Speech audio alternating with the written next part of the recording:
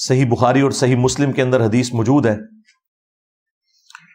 کہ اللہ کے محبوب صلی اللہ علیہ وآلہ وسلم نے فرمایا کہ 5 طرح کے لوگ اللہ کے حضور شہید لکھے جاتے ہیں۔ نمبر 1، طاعون کے مرض میں مرنے والا شخص۔ نمبر 2، پیٹ درد کے ساتھ، اس تکلیف کے ساتھ جو شخص مرتا ہے۔ نمبر 3، کسی دیوار کے نیچے دب کے، کسی بلڈنگ میں دب کے، جس طرح کہ یہ زلزلہ کے کیس میں ہوتا ہے۔ نمبر 4، پانی میں ڈوب کر مرنے والا شخص۔ اور نمبر 5،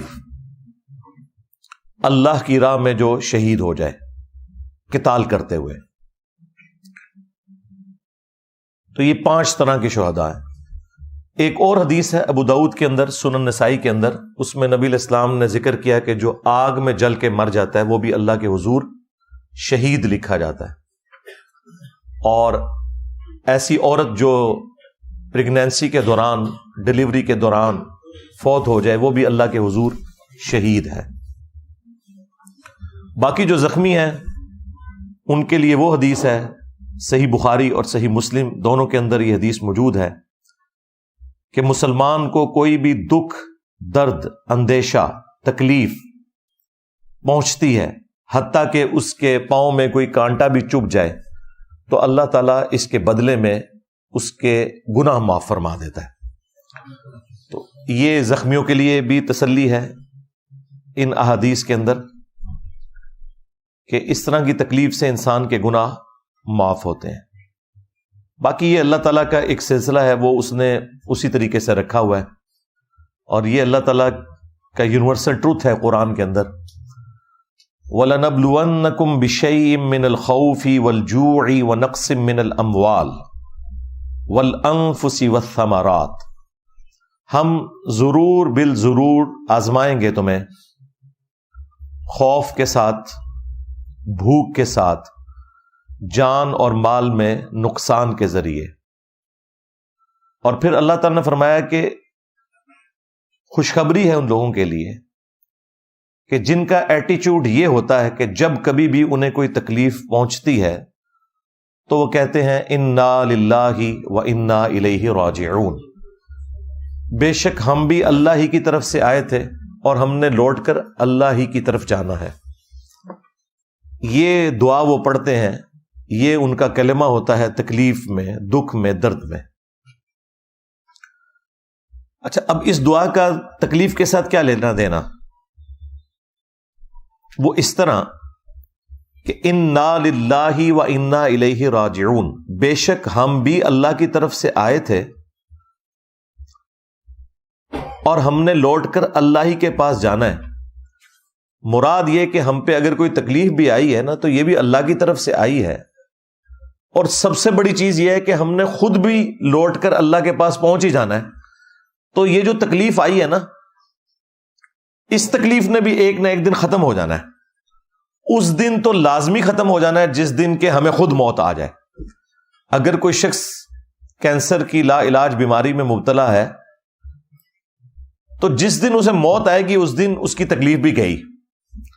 تو تکلیف کو بھی موت آنی ہے، جب انسان نے خود نہیں رہنا تو تکلیف کیسے رہ سکتی ہے ہمیشہ؟ لیکن خوش نصیب ہیں وہ لوگ جو اپنی موت سے پہلے پہلے اپنے رب کو راضی کر لیتے ہیں اور اپنی آخرت کی ہمیشہ کی زندگی کی تیاری کر لیتے ہیں۔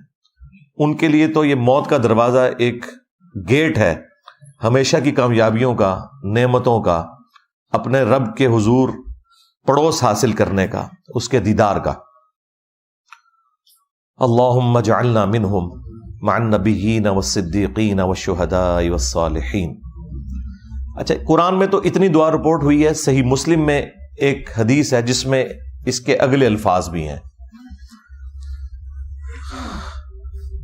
ام سلمہ رضی اللہ تعالی عنہا وسلام اللہ علیہا کہتی ہیں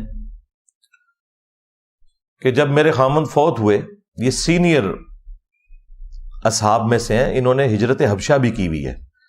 ہجرت مدینہ تو بعد میں آئی ہے، جو اسلام کی پہلی ہجرت ہے وہ ہجرت حبشہ ہے، اور جو ہجرت حبشہ کے مسلمان ہیں وہ ہجرت مدینہ والوں سے بھی افضل ہیں کیونکہ انہوں نے وہ بڑی والی ہجرت کی ہوئی ہے، اس میں بھی یہ شامل تھی۔ تو وہ کہتی ہیں کہ جب میرے خامند فوت ہوئے ابو سلمہ، تو مجھے نبی الاسلام کی سکھائی ہوئی ایک دعا یاد آ گئی جو آپ صلی اللہ علیہ وآلہ وسلم نے تعلیم فرمائی تھی کہ جب کبھی بھی کوئی تکلیف پہنچے تو جو شخص یہ دعا مانگے گا تو اللہ تعالی اسے اس تکلیف کے بدلے میں اس سے بہتر نعم البدل عطا فرما دے گا۔ اور اس دعا کا ترجمہ بھی یوں ہی بنتا ہے، انا للہ و انا الیہ راجعون، یہ تو قرآن والے الفاظ۔